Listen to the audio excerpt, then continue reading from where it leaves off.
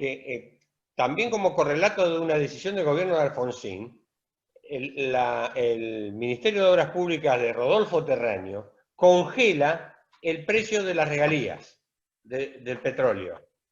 ¿Por qué? Porque había aumentado el precio del petróleo y entonces el gobierno central, presidido por Alfonsín, se da cuenta que las provincias que teníamos petróleo, sobre todo las grandes, no es en el caso de Río Negro, que Río Negro en esa época, ahora es petrolera, pero en esa época era una provincia con petróleo. Pero las petroleras top, que eran Santa Cruz, Mendoza, Neuquén, Tierra del Fuego, esas empezaron a recibir un chorro de plata impresionante.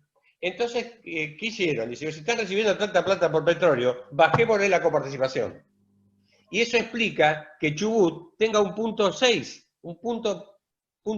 de coparticipación. Vos fijate que todas las provincias que tienen mucho petróleo tienen poca coparticipación.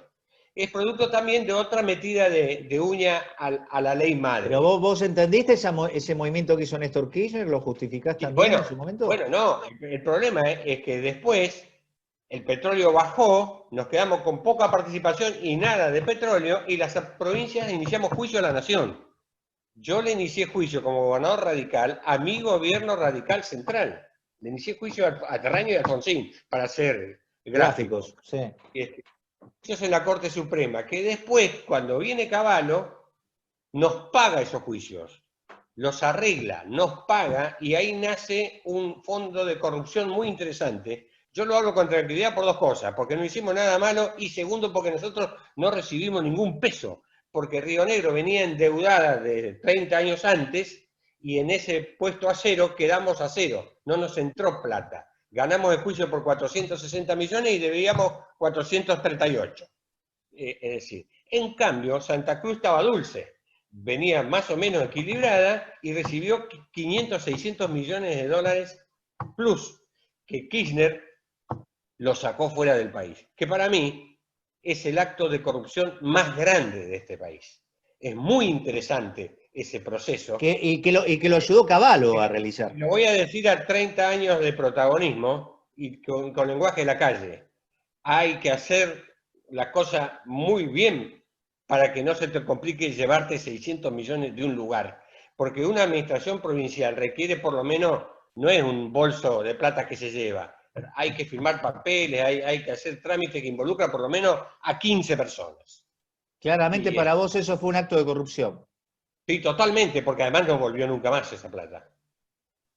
Y nadie quiere hablar de ese tema. Por eso. Es una matriz que después se vio en el país con el kirchnerismo, ¿no?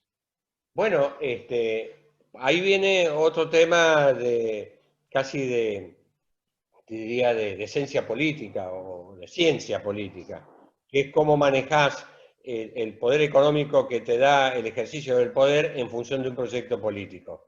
Y entonces todo lo que empieza detrás de ideales setentistas termina con empresarios en Punta del Este y después termina con plata en tu casa. Es decir, es una evolución que casi le pasó a la Revolución Rusa y le pasó a Hitler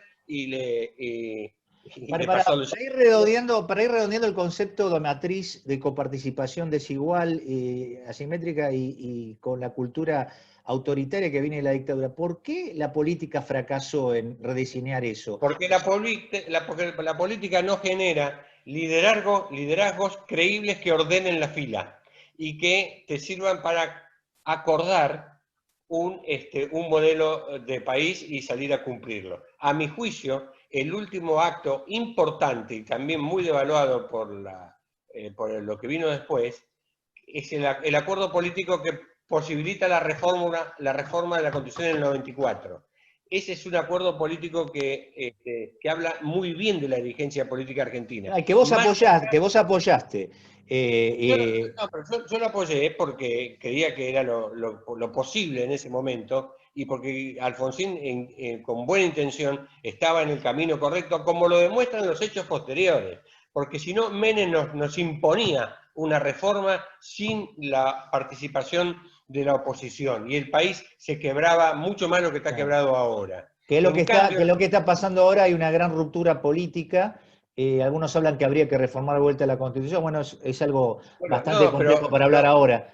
pero para que eso se dé, tiene que haber claridad. No hay claridad ni liderazgo en el oficialismo y tampoco los hay en la oposición. ¿Y de qué Por lo lado te tanto, ubicás? ¿De qué lado te ubicás con la pelea Larreta-Alberto Fernández, teniendo en cuenta todo lo que hablamos de la coparticipación?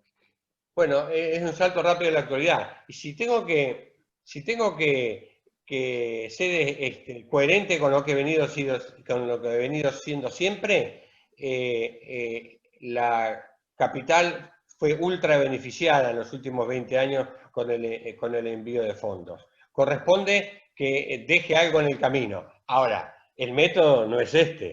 Esa no es la manera, porque también corresponde equilibrar, lo digo como ejemplo, ¿no? Pero también corresponde equilibrar los 5 puntos del Chaco con Claro. respecto a otros Vos desequilibrios. fijate que es muy Ahora, interesante lo del método, porque el método parece primero que sacó un puñal que tenía en la manga en medio del consenso pandémico, el contexto que lo anunció, cómo lo anunció, y ahora el envío de una ley donde de 70.000, que seguramente no corresponderían para la ciudad, termina cobrando para el año que viene 25.000 y va a tener que negociar año tras año la ciudad bueno, lo que pero pueda. ¿Se está en alineando un realidad, proyecto político? Vos dijiste antes, quisieron sacarnos del medio de la cancha de las elecciones. ¿A Larreta le quieren hacer lo mismo?